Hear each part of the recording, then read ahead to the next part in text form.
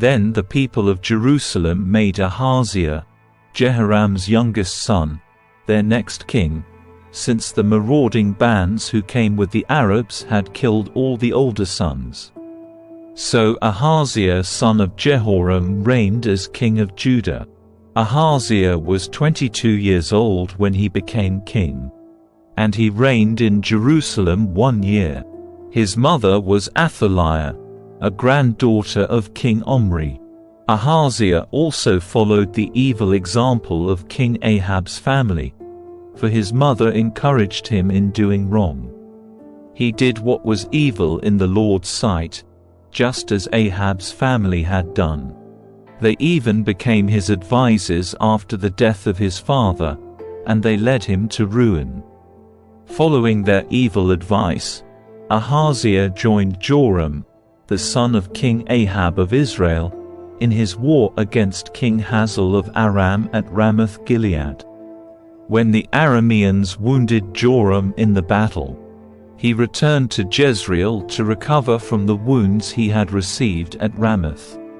Because Joram was wounded, King Ahaziah of Judah went to Jezreel to visit him. But God had decided that this visit would be Ahaziah's downfall. While he was there, Ahaziah went out with Joram to meet Jehu, grandson of Nimshi, whom the Lord had appointed to destroy the dynasty of Ahab. While Jehu was executing judgment against the family of Ahab, he happened to meet some of Judah's officials and Ahaziah's relatives who were traveling with Ahaziah. So Jehu killed them all. Then Jehu's men searched for Ahaziah, and they found him hiding in the city of Samaria.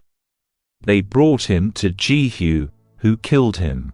Ahaziah was given a decent burial because the people said, "He was the grandson of Jehoshaphat, a man who sought the Lord with all his heart."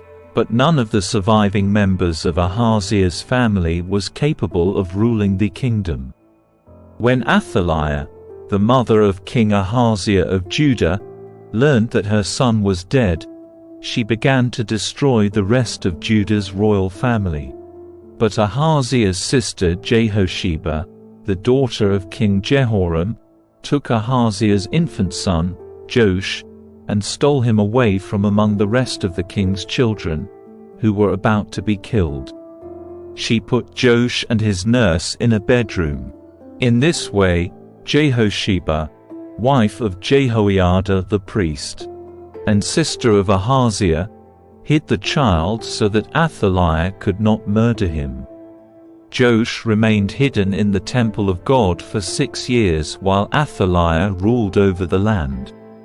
In the 7th year of Athaliah's reign, Jehoiada the priest decided to act. He summoned his courage and made a pact with 5 army commanders: Azariah son of Jeroam, Ishmael son of Jehohanan, Azariah son of Obed, Maaseiah son of Adiah, and Elishaphat son of Zichri. These men traveled secretly throughout Judah and summoned the Levites and clan leaders in all the towns to come to Jerusalem.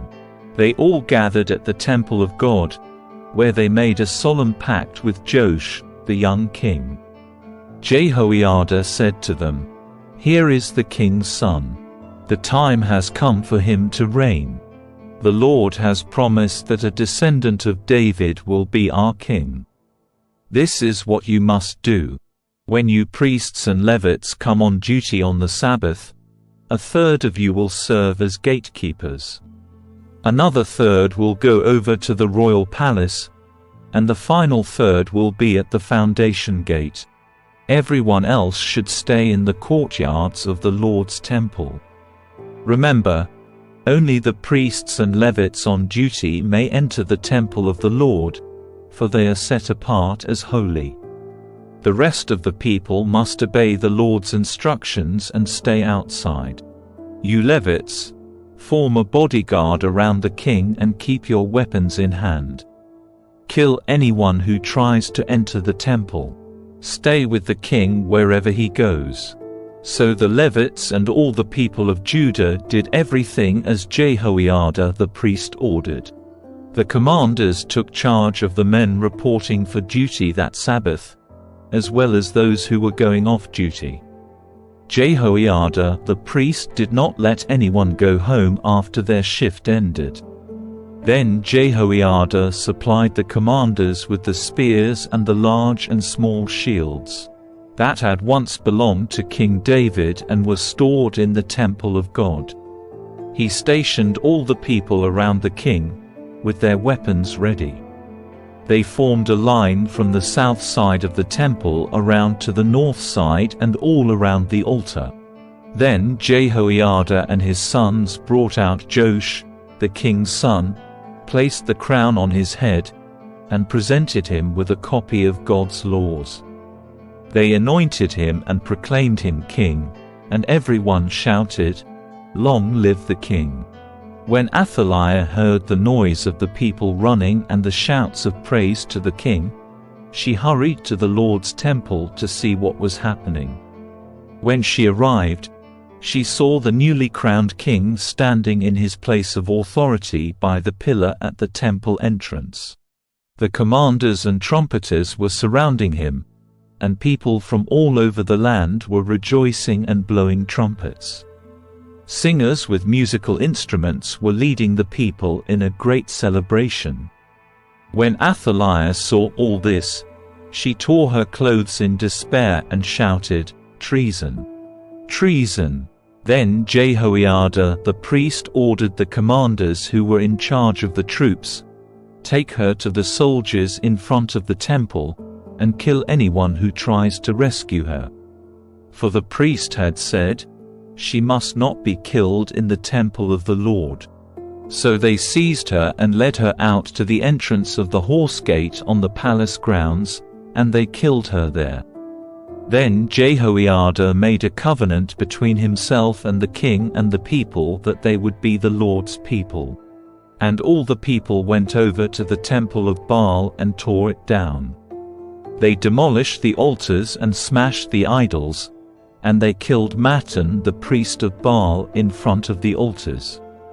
Jehoiada now put the priests and Levites in charge of the temple of the Lord, following all the directions given by David.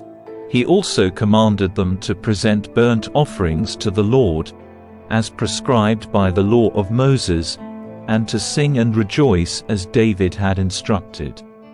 He also stationed gatekeepers at the gates of the Lord's temple, to keep out those who for any reason were ceremonially unclean.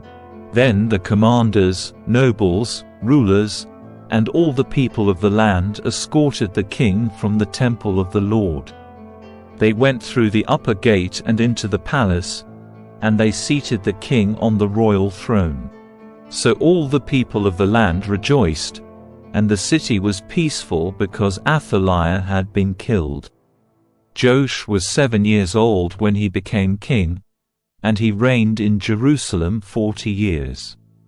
His mother was Zibiah from Beersheba. Joash did what was pleasing in the Lord's sight throughout the lifetime of Jehoiada the priest. Jehoiada chose 2 wives for Joash, and he had sons and daughters.